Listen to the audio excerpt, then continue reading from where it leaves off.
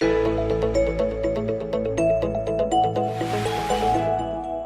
Yitro is probably, if not the most dramatic setter of the entire Torah. The delivery of HaKadosh Baruch Hu's word revealed to man, mass revelation, the start of religious history. Yet the Parsha is preceded by something highly preclimactic, something which is very commonplace and humdrum, almost something which dampens the excitement and the energy of the entire Matan Torah event. And the Parsha itself is oddly named after the visit of Yitro, which seems to be very, very pedestrian, very ordinary, certainly when compared to the excitement and the pageantry of Matan Torah and Har Sinai. So there really are four reasons that Yisro's section precedes or serves as the prelude to Matan Torah. And each and every one of those reasons represents or reflects something very fundamental in Rav Amital's Torah, which he taught us. First of all, although Torah is delivered to Am Yisrael, Asher Nasan Lanu Torahs Emes V'Chaye Olam Nata B'Sochenu, Torah has an internationalism to it, and its message must be delivered to an entire world.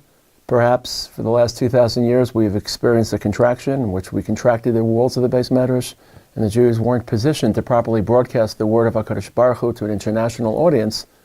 But Torah is meant to change the world, and Torah is meant to infuse all of mankind with the word of HaKadosh Baruch Hu, with the Mamleches Kohanim V'Gai Kadosh.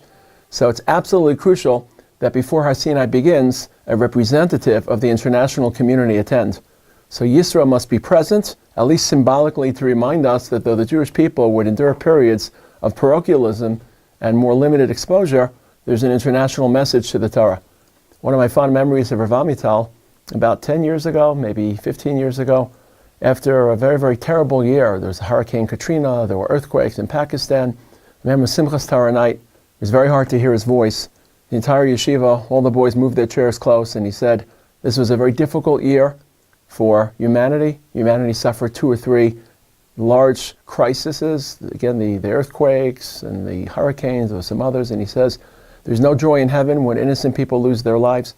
And he wanted all the Talmidim that night to daven that for the next year, there should be no more loss of innocent life on a global level. And I walked home beaming with such pride that my Rabbi had instructed me on Simchas Torah night to daven for humanity.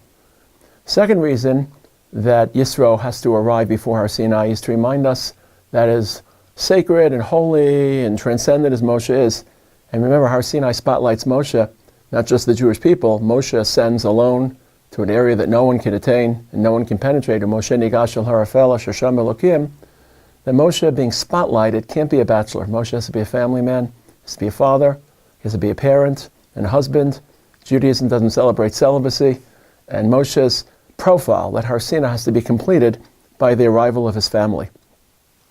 And I remember Rav Amital's last message to his Talmidim, the dinner, right before he was nifter. The dinner took place before Pesach time. He was nifter that summer. They actually recorded some short message from him which they played at the dinner, in which he said that every generation has to identify the enslaver of that generation and to shatter the servitude of modernity. And he said that in our world, it's the pull of career at the expense of family, and that the Pesach was celebrated at a family level, Sela Beisavo, Sela Bayis. He wanted us to liberate ourselves that Pesach by redoubling our commitment to family. And then there's another reason, because as great as Moshe is and as much as he achieves, his achievement is catapulted by his selfless and even self-annihilating commitment to Am Yisrael.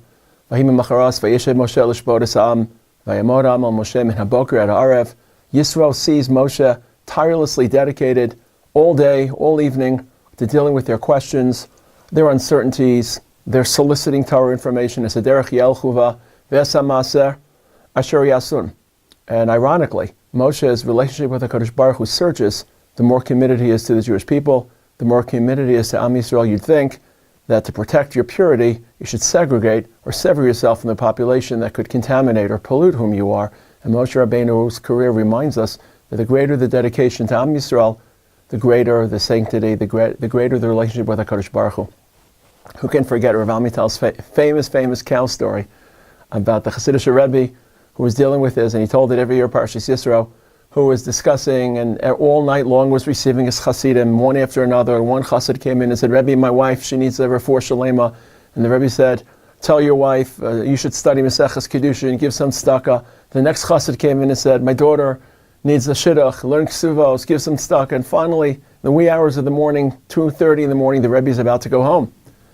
And on the way home with the shamish, a chazak comes marching down the street, and I have to speak to the Rebbe, And the shamish wants to shoo him away and says, Rebbe shayin gegangen, Rebbe's going home. And the Rebbe says, Lazar, come and let him come. And he says, Rebbe, I don't know what I'm going to do. He says, my cow has a terrible headache. My cow has such a terrible headache. What am I going to do with my cow's headache? So the Rebbe says, you should learn some Mishnayos, say Tehillim, your cow will have a refuah shalema. On their way home, the shamish asks the Rebbe, can you understand the woman who needed her refuah shalema, the shidduch, parnasa, you have nothing to do with your time than to worry about him and his fashnuk and a cow. So the Rebbe said, it wasn't the cow he wanted to talk about. He wanted to spend time with me. And the cow was just a pretext. The cow was just the reason, the way that he wanted to connect with me. And Rav Amital reminded us so often about the people in our lives who say the word my cow, they don't really care about the cow, they just want to spend time with us. And the fourth reason is, of course, that we have to see people thirsting for Torah before Har Sinai. Before Torah becomes mandated, before Torah becomes imposed, before HaKadosh Baruch Hu hoists the mountain and demands that we accept it, or else he'll bury us there, we have to initiate, it has to be voluntary. We have to thirst for Torah because we realize that at a natural level, it enhances who we are as human beings. And so much of Rav Amital's Torah was about highlighting so many of his svarim that as much as Torah is commanded, it has to be personal, individual, has to be sensed internally for it to be real and for it to adhere to the depths of human identity.